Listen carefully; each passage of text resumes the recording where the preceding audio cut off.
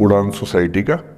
मैं जब पिछली बार आया था, समय की थोड़ी सी कमी रहती है, तो जब मुझे पता लगा कि हंसराज कॉलेज से 2 सोसाइटीज एक साथ अप्रोच कर रही है, तो मैंने दोनों बच्चों को एक साथ बुलाया एक बार अपने पास। पलक भी थी उसमें, और मैंने दोनों से निवेदन किया कि भाई एक ही बार कर लो, एक ही प्रोग्राम के पीछे दोनों बैनर लगा देना, मैं एक बार आके दोनों काम कर लूंगा।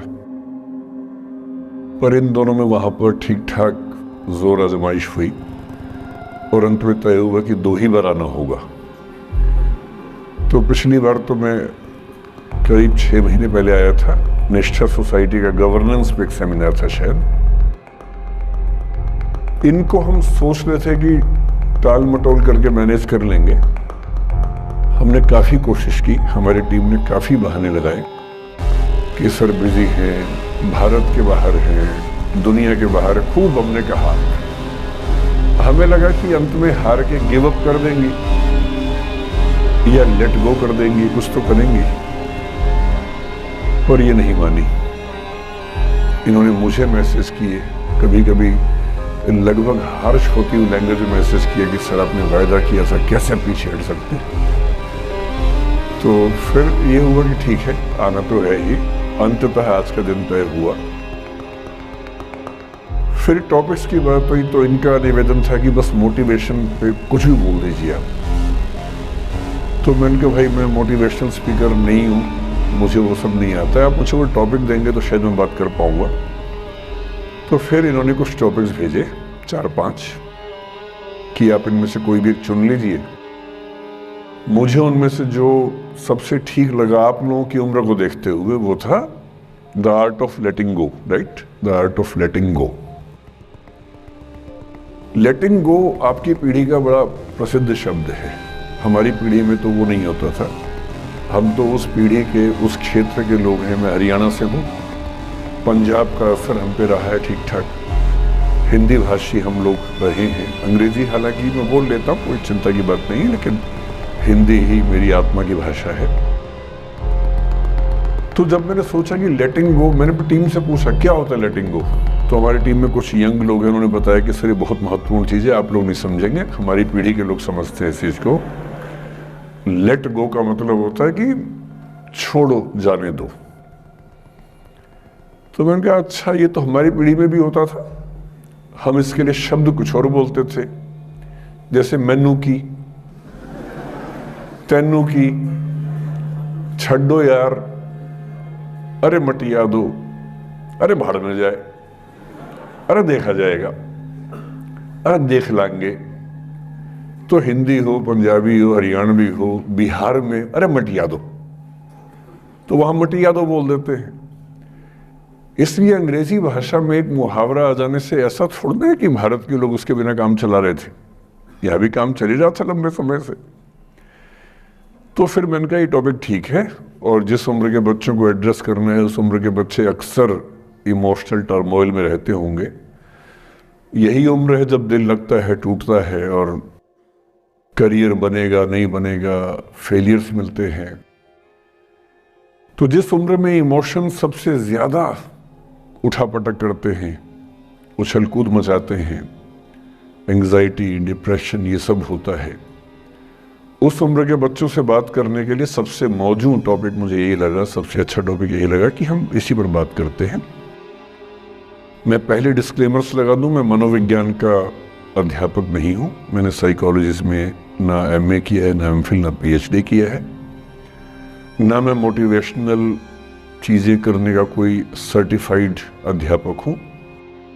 मैं तो अपने जीवन के अनुभवों से, साहित्य से, दर्शन से, कानून से, पढ़ते पढ़ते जो मैंने सीखा, और बाकी उस सबसे ज़्यादा सीखा 50 साल के जीवन में, जिसमें से 25 साल का जीवन अध्यापन में और अपना उद्यम करने में खर्च हुआ। अनुभवों से बड़ा कोई गुरु नहीं होता, तो मैं अनुभवों से सीख के बातें करना पसंद करता हूँ।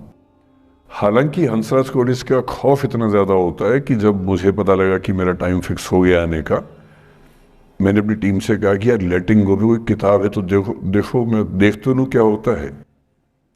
तो 2 किताबें उन्होंने भेजी, बड़े भारी भरकम अंग्रेजी ऑथर्स की थी।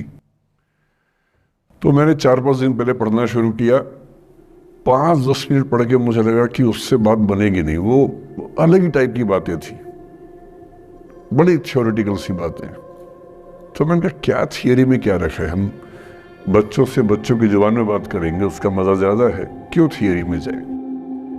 तो मैं जो कुछ भी अगले 1-आध घंटे में, मतलब 1 घंटा की, आधा घंटा की, 1.5 घंटा, वो मैं आपके चेहरे से अंदाजा लगा लूंगा। आप केवल चेहरे पे भाव ऐसे ले आइएगा कितना आप सुनना चाह रहे हैं। मैं तो अभ्यस्त हूँ, मैं 8 घंटे बिना ब्रेक के पढ़ाता हूँ जनरली, तो मैं तो अभ्यस्त हूँ सुबह से रात तक पढ़ाने के लिए। आप अपना देख लीजिए कितना आप सुनने की हालत में है। और ऐसा ना हो कि मैं अपनी स्पीच सुनने के लिए मोटिवेट करूँ आपको, वो मैं नहीं करूँगा, है ना। उससे अच्छा, उससे बेहतर ये है कि बीच में छोड़ देंगे। और मैं आपकी उम्र का भी ध्यान रखूँगा। छोटे छोटे बच्चे हैं, इतना टॉर्चर ठीक नहीं है, तो ध्यान रखेंगे।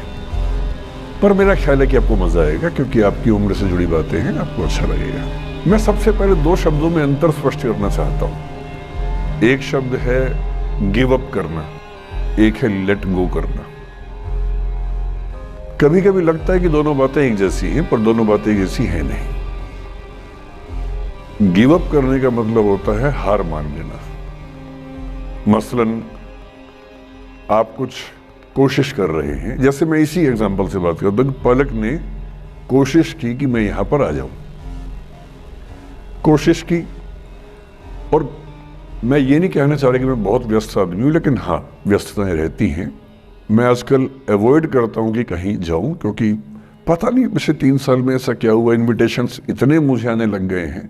मैं 25 साल से पढ़ा रहा था, कोई पूछता भी नहीं था मुझे। ये कोविड में यूट्यूब में पता नहीं क्या हुआ है, अब पता नहीं कहाँ कहाँ से इन्विटेशन आते हैं। कुछ तो ऐसी जगह से आते हैं जिससे कोई दूर दूर तक मेरा संबंध ही नहीं है। कोई बड़ी कंपनी है, उस कंपनी का इन हाउस प्रोग्राम है, कह रहे वहाँ के मोटिवेट कर। तो मैंने कहा मैं कैसे मोटिवेट कर दूँ मैं। तो फिर अब हमने पॉलिसी बनाई है कि जितना कम हो सके उतना कम जाएं। रमा जी का आदेश तो मेरे सर माथे पर है, मेरी सीनियर है, मैं उनको मना नहीं कर सकता हूँ, लेकिन जनरली मैं कोशिश करता हूँ कि ना जाऊं। अच्छा, मना करना खराब लगता है, तो हम क्या करते हैं कि धैर्य की परीक्षा लेते हैं। जैसे इनके लिए हमने सिंपल पॉलिसी है कि जब कोई बच्चा कहे आने के लिए, उसको बोलो कि सर 3 महीने फ्री नहीं है, 6 महीने फ्री नहीं है, 1 साल चंद्रमा पर गए हुए हैं। कुछ ऐसा वैसा बोल के टालो, किसी का दिल भी ना दुखे और मैं भी अपना समय बचा लूं। तो हमने इनको बहुत परेशान किया, 3 बार 4, मतलब किया तो मेरी टीम के मेंबर ने, पर मेरे निर्देश पे किया। तो आप उनको मत कुछ कहिएगा, मैंने कहा सर। तो 3 बार 4 बार 5 बार टाला, नहीं हो पाएगा, कोशिश करेंगे, अच्छा देखते हैं, नहीं हो पा रहा, ऐसे करके। अब इनके सामने 2 ऑप्शंस थे। एक ऑप्शन ये था कि हार मान लेती और अंत में बोलती कि चलिए कोई बात नहीं, दुख हो रहा है हमें। ये होता है गिव अप करना। एक दूसरा चांस भी होता है, दूसरा स्टैंड भी होता है कि कोई चीज आप हासिल करना चाह रहे हैं, आपको नहीं मिल रही। मसलन ये मुझे बुलाना चाहिए, मैं नहीं आ रहा, मैं बिना बात के भाव खा रहा हूं, नहीं आ रहा हूं। और एक समय के बाद ये इस मूड में आ जाती कि भाड़ में जाओ, नहीं यार तो भाड़ में जाओ, तुम जैसे बहुत देखे, एक ढूंढेंगे 100 मिल जाएंगे तुम्हारे जैसे, क्या समझते हो अपने आपको। और फिर मैं कहता हूं मैं आना चाहता हूं, कहते नहीं हम नहीं बुलाएंगे आपको। ये होता है लेट गो करना। क्यों किसी को इतना भाव देना है भाई? अगर कोई चीज नहीं हासिल हो रही तो भाड़ में जाए। क्यों किसी के लिए फ्रस्ट्रेशन झेलनी है, क्यों परेशान होना है? गिव अप करने में और लेट गो करने में इतना ही अंतर है कि आपने हार मान ली या आपने जेल से निकाल दिया, दिमाग से ही निकाल दिया। किसी चीज को दिमाग से निकाल देना लेट गो करना है। किसी चीज के लिए कोशिश करते करते हार मान लेना और उस हार की फ्रस्ट्रेशन के साथ जीना गिव अप करना है।